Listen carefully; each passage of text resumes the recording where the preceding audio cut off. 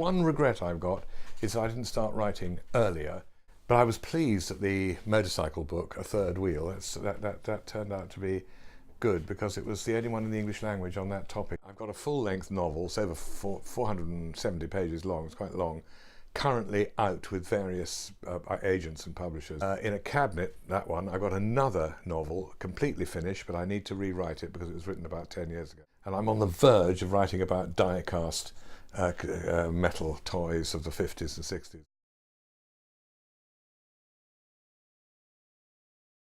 I almost slightly admire people who've gone from one job to another instead of stuck in the same one. Do you remember John Peel, the famous BBC broadcaster? When he retired, he was asked whether or not he ever regretted spending his entire life working for the BBC, mainly with Radio 1. And he said, well, you can either see it as a selfless dedication to public service broadcasting or a pitiful lack of ambition. I think people who dart from one thing to another and try umpteen things are very interesting, But on the other hand, I'm not sure I would quite like to, because I find that 10 years shoots past. You suddenly think, oh my God, 20 years have gone by, or 30, that's so. But no, I think it'd be better for schools if more people stayed a bit longer. The pupils don't get a relationship going with a body of staff, And also, some of the school's traditions get lost in the process. Good example at Wimbledon. People don't refer to lower grammar, syntax, poetry and rhetoric anymore. It's begun to slip away. People talk about year 9, year 10, year 11. Bob Rathbone, boy, would come up and say, I can't come to rehearsal because I've got, year 10 line meeting or something. And he'd say, I'm sorry, I don't understand a word of that. Many of the great public schools had no science department. Maths was generally there, but no English, very little history, and certainly no media studies. The only person I think probably who shouldn't have carried on teaching was a bloke called Nick Nichols, who owned a yacht and was very keen to use that when he retired, but he kept on putting off retiring just to build up a little bit of extra cash so that he'd have more to sail around the world. And when he did retire, and he was only about 61, he died within 2 months. He died of a heart attack, And what we all said was he should have gone earlier.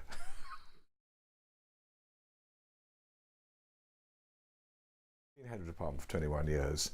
Not that I claim to have done a lot of work. Mike Phelan always used to say, Potter gets the money, I do all the work. I have to admit, as a head of department, I probably was very lacking. For example, I never read the national curriculum. It came out, it appeared on my desk, but a colleague whose wife was David Blunkett's, who was then Education Shadow Secretary, I think, David Blunkett's assistant, wanted a copy of the English national curriculum to chuck across the dispatch boxes in Parliament to show what a waste of money it was. And I lent her mine.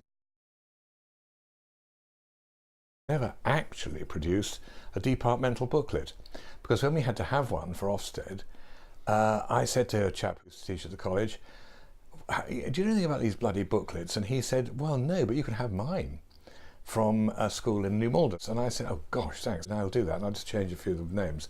And he said, well, I didn't write it, it came from a friend of mine in Chelmsford. This booklet appeared with the odd reference to Chelmsford Public Library left in by mistake, and then I'd left in the odd things about girls in the upper corridors, in ours. But Ofsted I don't think ever read it, and I produced it as a booklet with a picture of Mr. Quelch, master of the remove, caning a whole load of remove boys on the front.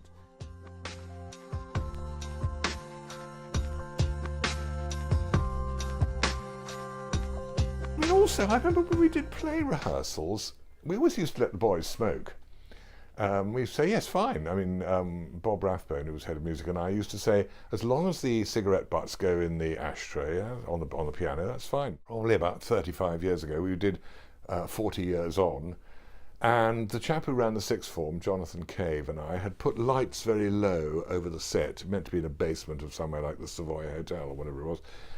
And we said, it'd be jolly nice, we said to the Ursuline girl, if you could smoke during the play and the smoke would rise into the lights. And she said, but I don't smoke. And we said, you start today, ducky. I thought, my God, looking back, that seems to verge on the unacceptable, doesn't it?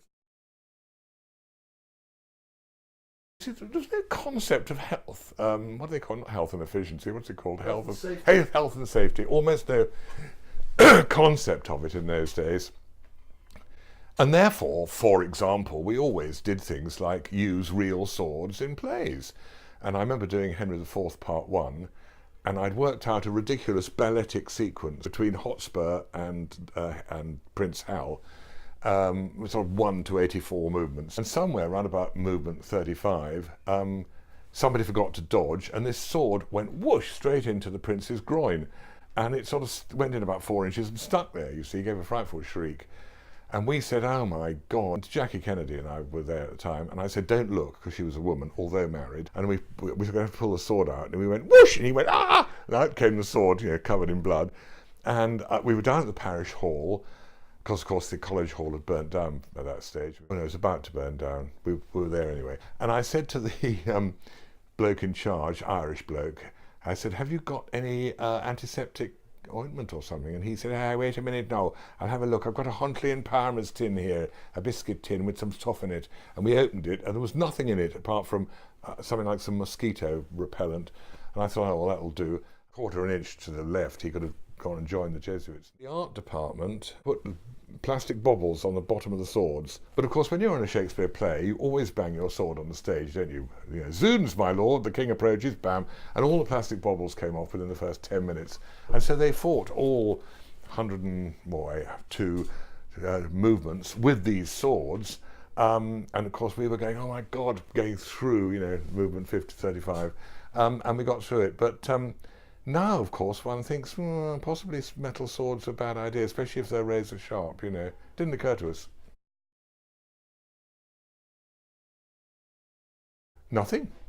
But then, after all, boys' parents used to come up at parents' evenings and say, is he being a good boy, Mr. Potter? And you'd say, yeah, well, if he isn't, you give him a walloping. We wallop him at home. You give him a smacking. I don't mind how hard you hit him. They used to say that. Oh, fine. And I remember once, clobbering a boy, quite, I went psh, like that because he was very annoying. And he whisked forward and banged his head on the desk as I clobbered him, and blood was everywhere, and his parents wrote and apologised. I mean, those were different days.